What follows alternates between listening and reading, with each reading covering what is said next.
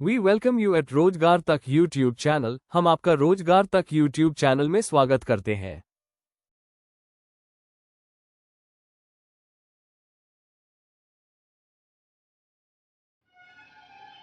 आज का set number 11 का पहला क्वेश्चन देखते हैं। किस योजना में कृषि कृषि तथा संबंधित क्षेत्रों में औसत विकास दर सर्वाधिक रही? एक जो भारत में पंचवर्षीय योजना चल रही थी, 5 ईयर्स प्लान,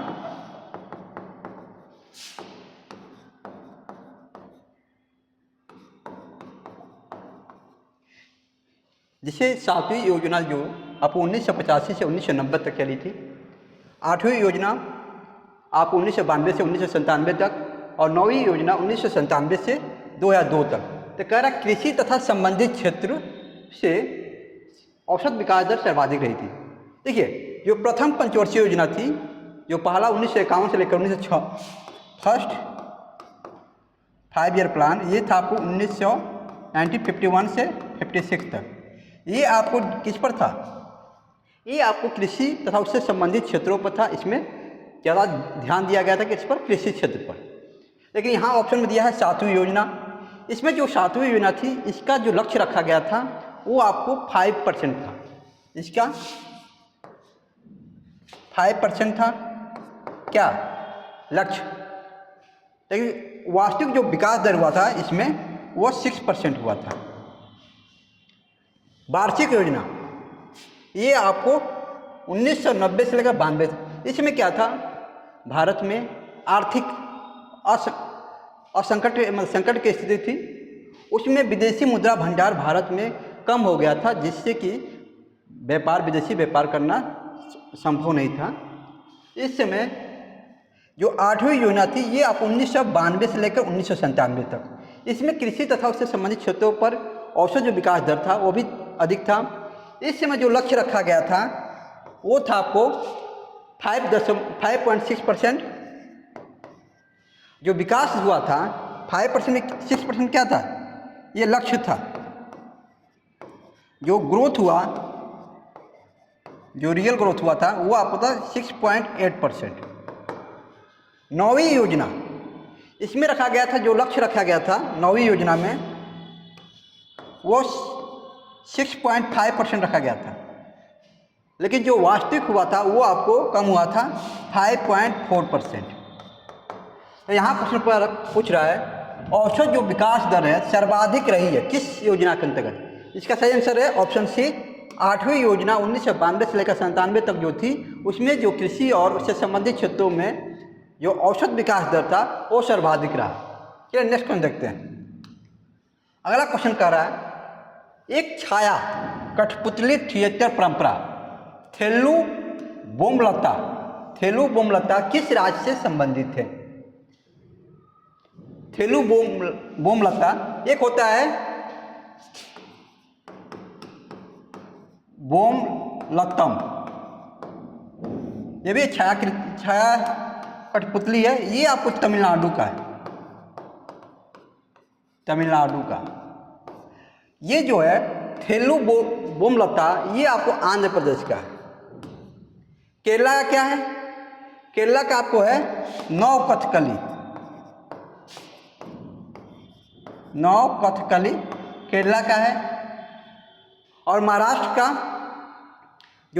का है वो आपको है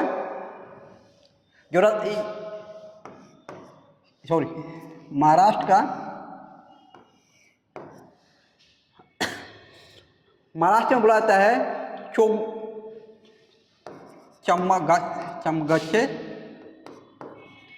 चमागच्छे गावे चमागच्छे बाहुल्या।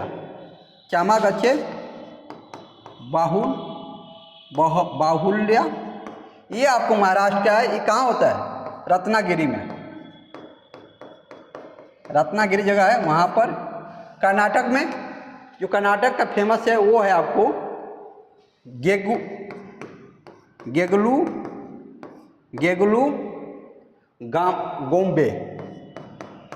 गोम्बे अट्टा,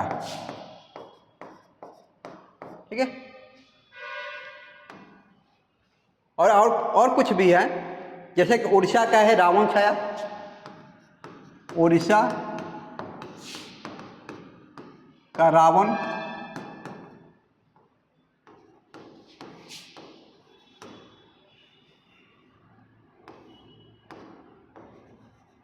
रावण छाया एक क्या है, कथकली ये आपको कठपुतली नृत्य है। इसके अलावा पश्चिम बंगाल का है पुतुल नाच, पश्चिम बंगाल का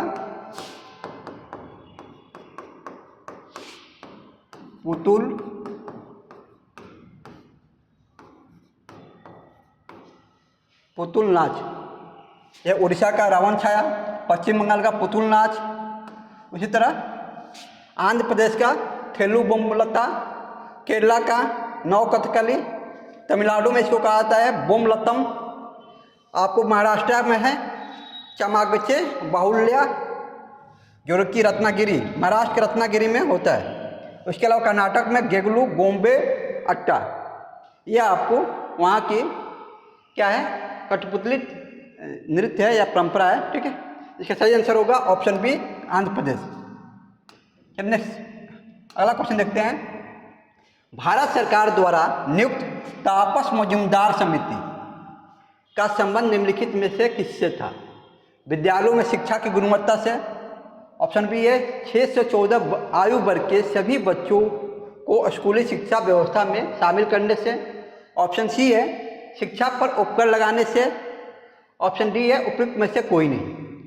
तापस मजूमदार समिति का गठन 1999 में हुआ था। किस लिए हुआ था? 6 से 14 वर्ष के आयु वर्ग के बच्चों को शिक्षा में शामिल करने के लिए। इसके लिए 86 संविधान संशोधन हुआ था, संविधान संशोधन किया गया था।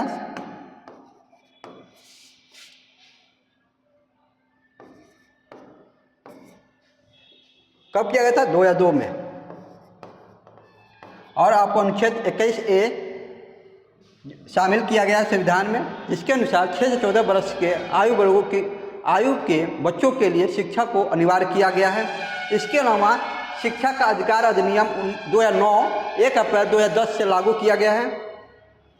शिक्षा का अधिकार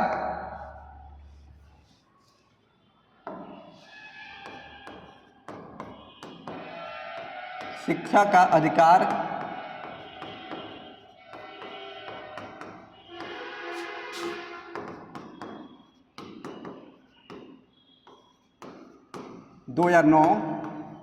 ये कब लागू किया गया? 1 अप्रैल 2010 को। ठीक है,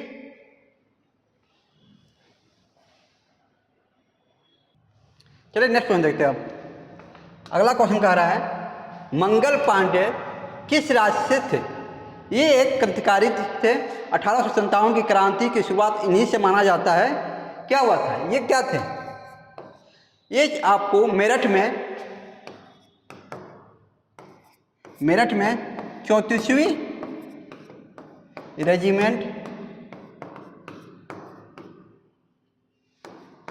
रेजिमेंट के सिपाही थे, जिन्होंने 29 मार्च 1857 को अपने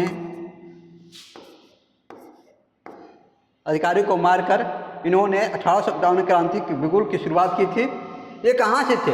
ऑप्शन ए है बिहार से, ऑप्शन बी है उत्तर प्रदेश, ऑप्शन सी है पश्चिम बंगाल से, ऑप्शन डी है पंजाब से। इनका जन्म हुआ था आपको बलिया में। बलिया कहाँ है? उत्तर प्रदेश में। इसका राइट आंसर होगा ऑप्शन बी। चलिए नेक्स्ट क्वेश्चन देखते हैं। अगला क्वेश्चन कह रहा है भारत में प्रोजेक्ट टाइगर कब शुरू की गई थी? ऑप्शन है 1962, ऑप्शन बी है 1973, ऑप्शन सी है 1974, ऑप्शन डी है 1975। टाइगरों की मतलब बाघ संरक्षण के लिए टाइगर प्रोजेक्ट कब शुरू किया गया था? ये आपको अप्रैल 1973 में शुरू किया गया था। अप्रैल 1973 में क्या? Tiger project.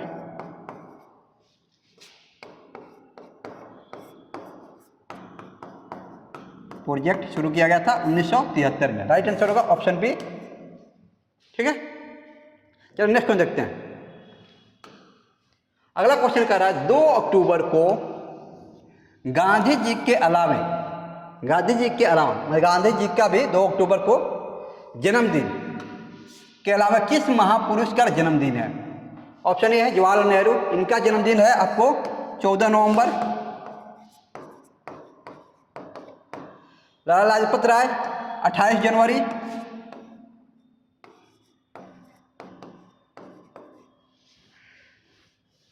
राजेंद्र प्रसाद 3 दिसंबर को,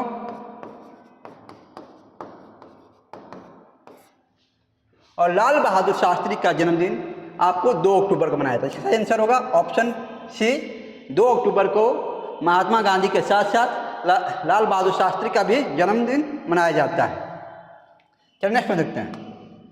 अगला क्वेश्चन कह रहा है बद्रीनाथ स्थित है कहाँ, किस नदी के किनारे स्थित है? ऑप्शन ए है अलकनंदा, ऑप्शन बी है सतलज, ऑप्शन सी है साबरमती, ऑप्शन डी है यमुना। बद्रीनाथ कहाँ, किसको बुलाता है? यहाँ पर अलकनंदा और भागीरथी मिलती है।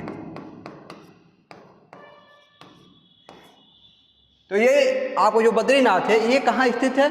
आपको अलकनंदा नदी के तट पर। इसका आंसर होगा ऑप्शन ए। सतलज के किनारे कौन है? सतलज नदी के किनारे लुधियाना। यमुना आगरा, मथुरा, दिल्ली,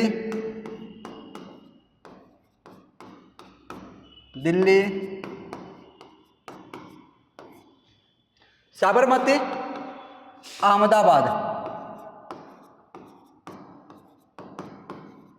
साबर नदी के तट पर अहमदाबाद स्थित है। ये प्रमुख शहर हैं जो कि इन नदियों के तट पर स्थित है।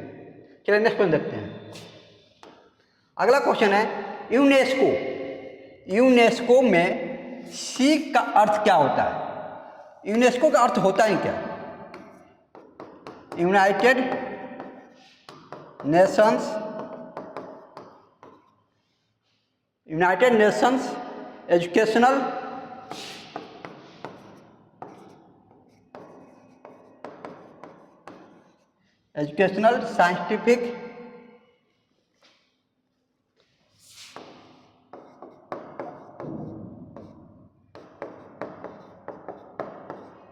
साइंटिफिक एंड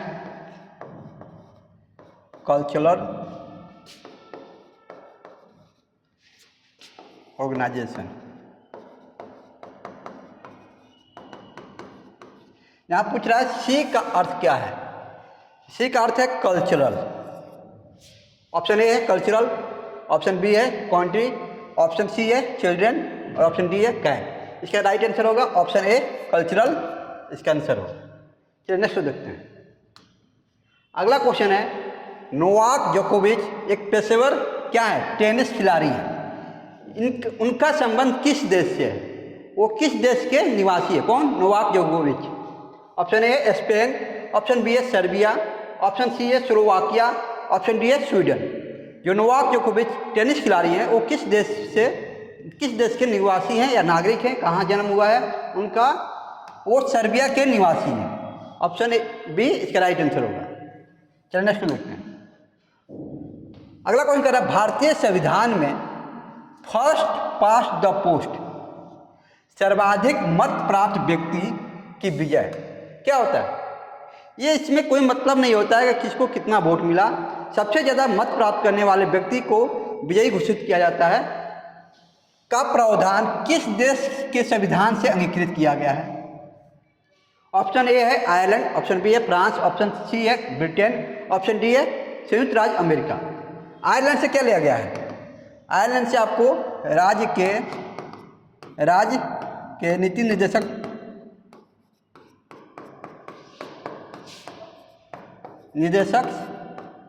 सिद्धांत लिया गया है। इसके अलावा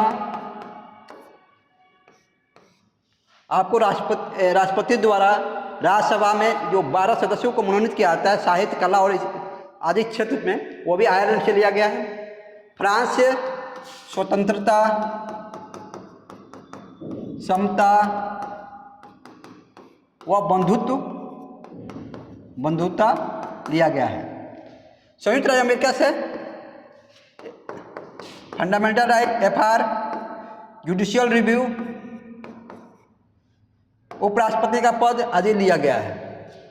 ब्रिटेन से क्या लिया गया है? ब्रिटेन से बहुत कुछ लिया गया है, ठीक है। फर्स्ट पास्ट द पोस्ट, इसे लिया गया है ब्रिटेन से संसदीय व्यवस्था। उसके अलावा फर्स्ट पास्ट द पोस्ट, सर्वाधिक मत प्राप्त व्यक्ति ही विजयी होगा, यह भी आपको ब्रिटेन से लिया गया है। इसका राइट आंसर होगा ऑप्शन सी। चलिए नेक्स्ट क्वेश्चन देखते हैं। अगला क्वेश्चन कह रहा है कार्टाजेना प्रोटोकॉल संबंधित है। कौन सा कार्टाजेना? ये कब हुआ था? ये आपको 2003 में 11 सितंबर 2003 कार्टाजेना में हुआ था। ये किससे संबंधित है? ऑप्शन ए है वायु प्रदूषण, ऑप्शन बी है ग्लोबल वार्मिंग, ऑप्शन सी है जैव विविधता से, ऑप्शन डी है मानव स्वास्थ्य। इसका राइट आंसर है ऑप्शन सी। जो कार्टाजेना प्रोटोकॉल है ये आपको जैव विविधता से संबंधित है। ये आपको 11 सितंबर 2003 से प्रभावी है। इसके अलावा स्टॉकहोम 1972, स्टॉकहोम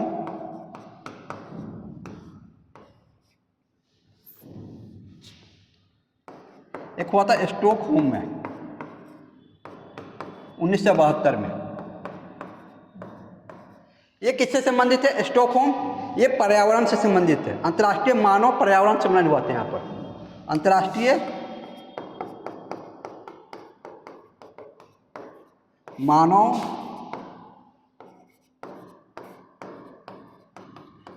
पर्यावरण सम्मेलन।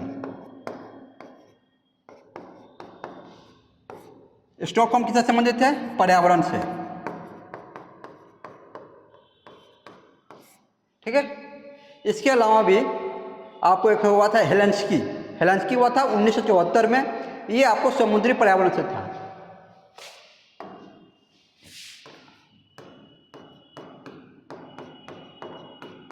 हेलेंस्की 1974 में हुआ था। ये आपको समुद्री पर्यावरण से है।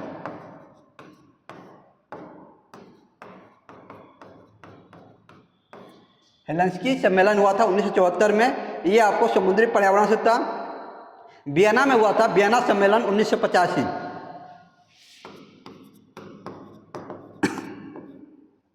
वियना सम्मेलन 1985। ये आपको ओजोन संरक्षण से था।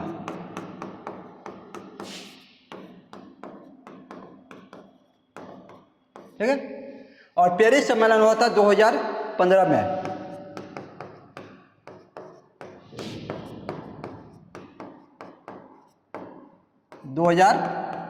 पेरिस सम्मेलन 2015 से में हुआ था। ये हुआ था जलवायु परिवर्तन पर, जलवायु परिवर्तन से संबंधित है, ग्लोबल वार्मिंग से भी संबंधित है। तो इसका सही आंसर होगा ऑप्शन सी, जैव विविधता से संबंधित है कार्टाजेना। ये आपको 2003 से प्रभावी है, 11 सितंबर 2003 से। चलिए नेक्स्ट क्वेश्चन देखते हैं। अगला क्वेश्चन है सामाजिक न्याय और अधिकारिता मंत्रालय किसके अंतर्गत है? ऑप्शन ए है धर्मेंद्र प्रधान, ऑप्शन बी है श्री प्रहलाद जोशी, ऑप्शन सी है doctor Virendra Kumar, option D है संतोष गंगवार। श्री धर्मेंद्र प्रधान ये भी मंत्री हैं किसी के? शिक्षा और कौशल विकास एवं उद्यमिता मंत्रालय,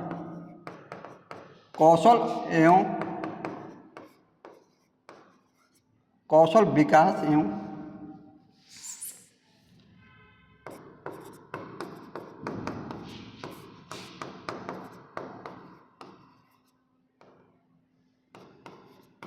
उद्यमिता मंत्रालय। श्री प्रहलाद जोशी ये नवीन एवं नवीकरणीय ऊर्जा मंत्री।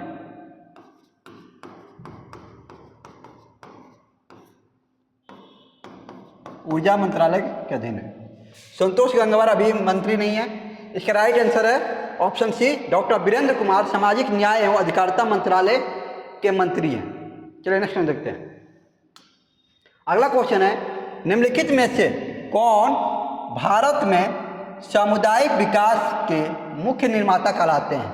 ऑप्शन ए है एसके डे, ऑप्शन बी है जवाहरलाल नेहरू, ऑप्शन सी है B R Mehta, option D है जयप्रकाश नारायण।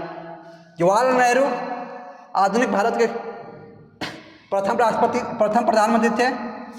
जयप्रकाश नारायण ये आपको संपूर्ण क्रांति और समाजवादी आंदोलन से जुड़े हुए हैं। बी आर मेहता इनको पंचायती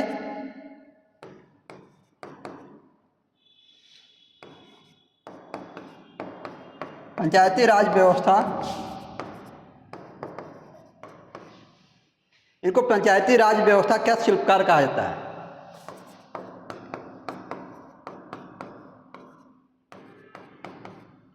और सामुदायिक विकास के मुख्य निर्माता आपको एसके डे कहलाते हैं। इसका राइट आंसर होगा option A SK day.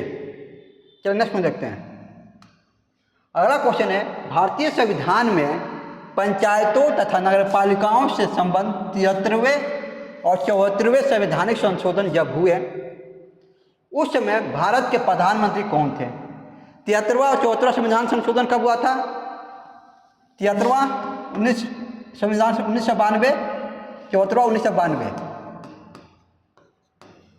Indira Gandhi उसमें नहीं थी। ऑप्शन ए है इंदिरा गांधी, तो ये गलत हो गया। राजीव गांधी भी गुजर चुके थे, यह भी नहीं होगा। बीपी सिंह भी नहीं थे। सही आंसर होगा पी आर नरसिम्हा राव। उस समय भारत के प्रधानमंत्री पी नरसिम्हा राव थे। चलिए नेक्स्ट देखते हैं। अगला क्वेश्चन है, निम्नलिखित में से कृष्णा नदी की एक सहायक नदी कौन सी है? कृष्णा नदी दक्षिण भारत की दूसरी सबसे लंबी नदी है। दक्षिण भारत की दूसरी सबसे लंबी नदी है और महत्वपूर्ण नदी है। कहाँ से निकलती है? ये आपको महाराष्ट्र के महाबलेश्वर के निकट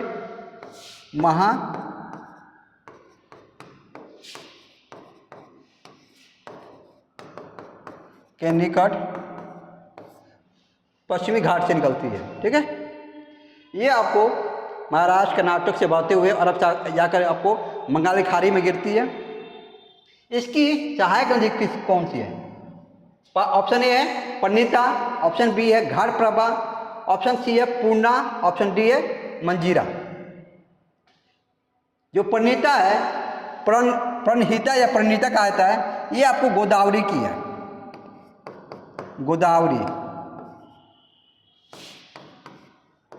गोदावरी नदी की सहायक नदी है।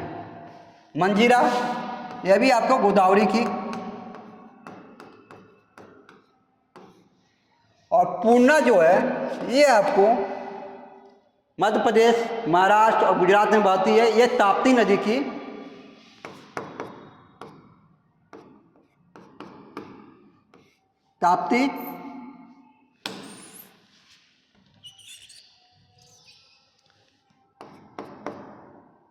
तापी नदी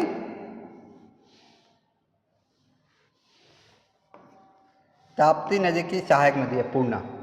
और जो घाट प्रभा है ये आपको कृष्णा की सहायक नदी है। इसका राइट आंसर होगा ऑप्शन बी घाट प्रभा, जो कि आपको कृष्णा नदी की सहायक नदी है। तो नेक्स्ट देखते हैं।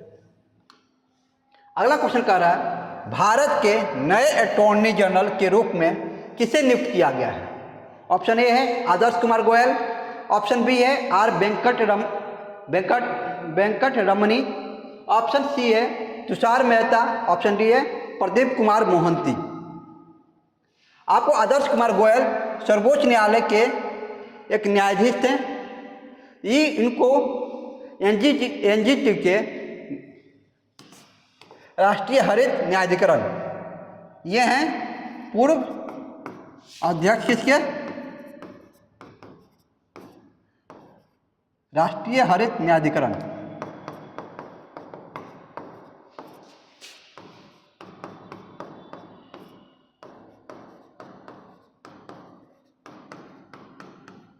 नेशनल ग्रीन ट्रिब्यूनल एनजीटी, ये पहले थे। अभी प्रेजेंट में कौन है? प्रेजेंट में है प्रदीप कुमार मोहंती। प्रेजेंट में है प्रदीप कुमार मोहंती, नहीं प्रदीप कुमार मोहंती नहीं है, प्रदीप कुमार अभी प्रेजेंट में जो है इनके, उनका नाम है श्रीवास्तव जी। प्रेजेंट में जो है प्रकाश कुमार श्रीवास्तव, वर्तमान प्रकाश कुमार श्रीवास्तव।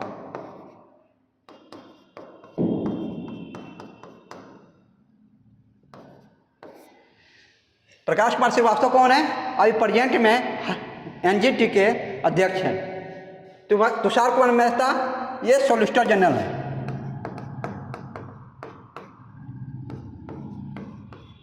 भारत के सॉलिसिटर जनरल कौन है? प्रदीप कुमार मोहंती आपको लोकपाल है, भारत के लोकपाल हैं।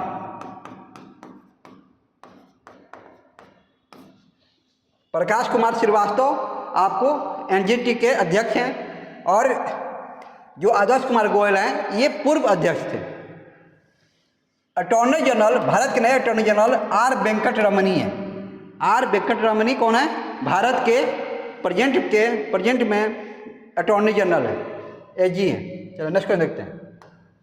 अगला क्वेश्चन कर रहा है revolutionary other story of how India own it's freedom के पुस्तक के लेखक कौन है? ऑप्शन ए है गौतम बोरा, ऑप्शन बी है शशि थरूर, ऑप्शन सी है एएस दुल्लत, ऑप्शन डी है संजीव सन्याल। क्वेश्चन कर रहा है revolutionary other story of how India own it's freedom, इसके लेखक हैं संजीव सन्याल। गौतम बोरा ने एक पुस्तक लिखा था, उसका है गौतम बोरा का Nalanda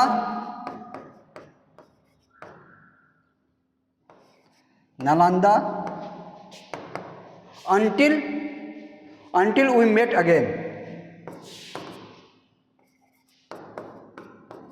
until we met again। Shashi Tharoor ने बुक लिखे थे, उसका नाम है अंबेडकर ए लाइफ।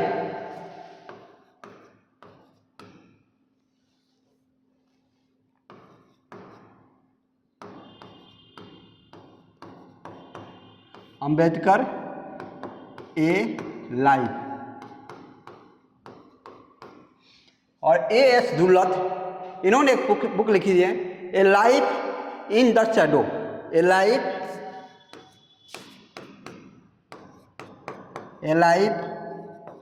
In the shadow. तो इसका सही आंसर होगा संजीव कुमार सन्याल ने लिखा था book revolutionary other story of how India own it's freedom. Next question देखते हैं। अगला क्वेश्चन है विश्व में रेल मार्ग का सर्वाधिक विस्तार किस देश में है? जो रेल मार्ग है उसका सर्वाधिक विस्तार किस देश में है? Option A America, option B है रूस, ऑप्शन सी है चाइना, ऑप्शन डी है भारत।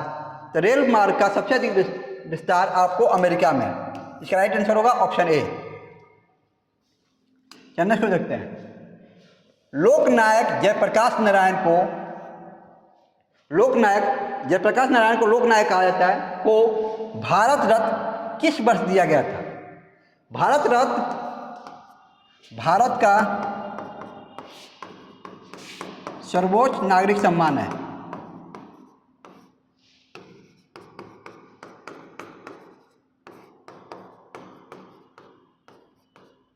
इसकी शुरुआत कब हुई थी? 1954 में।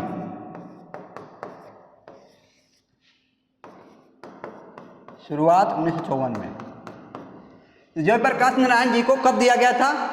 1999 में दिया गया था। इसका राइट आंसर होगा ऑप्शन बी 1999 में। चलिए नेक्स्ट देखते हैं। अगला क्वेश्चन कह रहा है उत्तरी गोलार्ध में सबसे बड़ा दिन होता है, कब होता है? ऑप्शन ए है 22 जून, ऑप्शन बी है 21 जून, ऑप्शन सी है 21 मार्च, ऑप्शन डी है 22 सितंबर को। क्या होता है उत्तरी गोलार्ध में सूर्य कब कर्क रेखा पर होता है? जब कर्क रेखा पर होगा तो सबसे बड़ा दिन होगा। कर्क रेखा पर कब होता है? आपको ये होता है 21 जून को। 21 जून को होता है। इस दिन उत्तरी गोलार्ध में सबसे बड़ा दिन होता है। इसका राइट आंसर होगा ऑप्शन बी। और मकर रेखा पर कब होता है? मकर रेखा पर यह होता है 22 दिसंबर को। कब होता है? 22 दिसंबर को होता है। इस दिन क्या होता है? दक्षिणी गोलार्ध में, दक्षिणी गोलार्ध में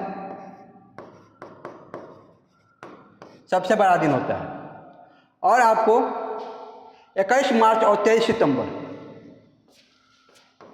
21 मार्च और 23 सितंबर को कहाँ होता है? भूमध्य रेखा पर होता है। सूर्य जो होता है भूमध्य रेखा पर होता है। इसके कारण इस दिन और रात बराबर होते हैं।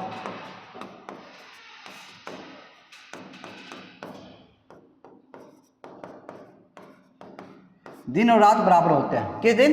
21 मार्च और 23 सितंबर को। इसका राइट आंसर होगा 21 जून को आपको उत्तरी गोलार्ध में सबसे बड़ा दिन होता है। चलिए नेक्स्ट में देखते हैं। अगला क्वेश्चन है अशोक के किस शिलालेख में आत्मनियंत्रण की शिक्षा दी गई है? ऑप्शन ए पहले, ऑप्शन बी है 6वें, ऑप्शन सी है 11वें, ऑप्शन डी है 14वें। पहले में क्या कहा गया? पहले में कहा गया पशु बलि की निंदा की गई है। पशु बलि की निंदा की गई किस अभिलेख में? पहले में। और यहाँ कह रहे आत्मनियंत्रण की शिक्षा किस में दी गई है? ये आपको 6वें शिलालेख में इसकी बात कही गई है। इसका राइट आंसर होगा ऑप्शन बी 6वें। चलिए नेक्स्ट में देखते हैं। अगला क्वेश्चन है 1757 में प्लासी के युद्ध क्या होता है? 1757 में प्लासी का युद्ध हुआ था। किसके बीच में? आपको ये हुआ था ईस्ट इंडिया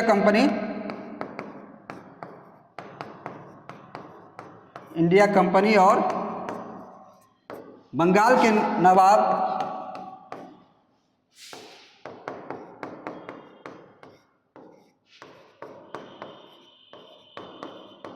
नवाब सिराजुद्दौला के बीच में।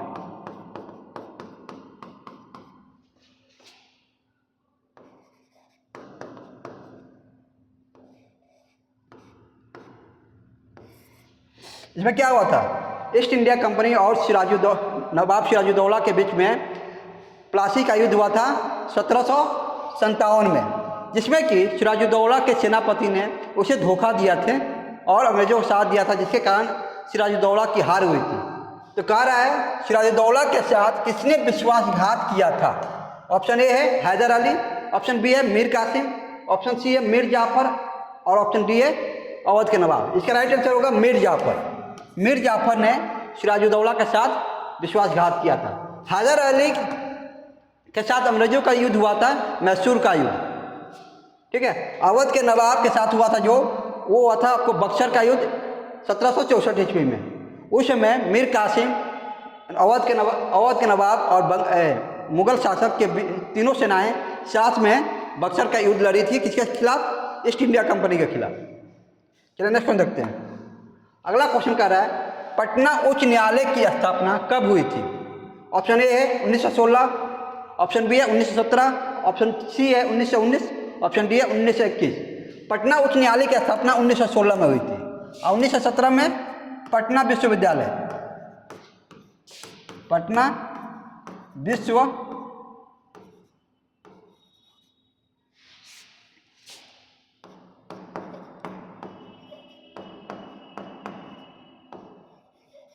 विश्वविद्यालय की स्थापना 1917 में हुई थी।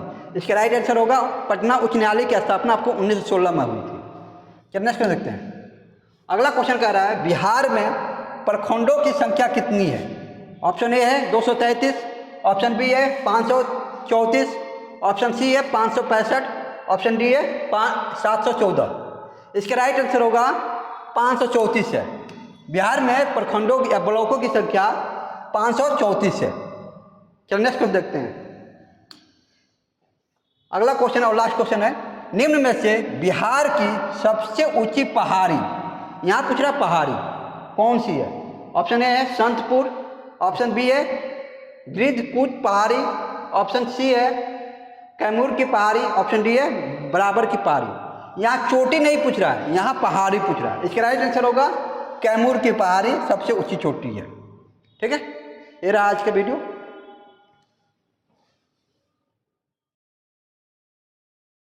Thank you for watching video. इस वीडियो को लाइक कीजिए, कमेंट कीजिए, शेयर कीजिए और चैनल को सब्सक्राइब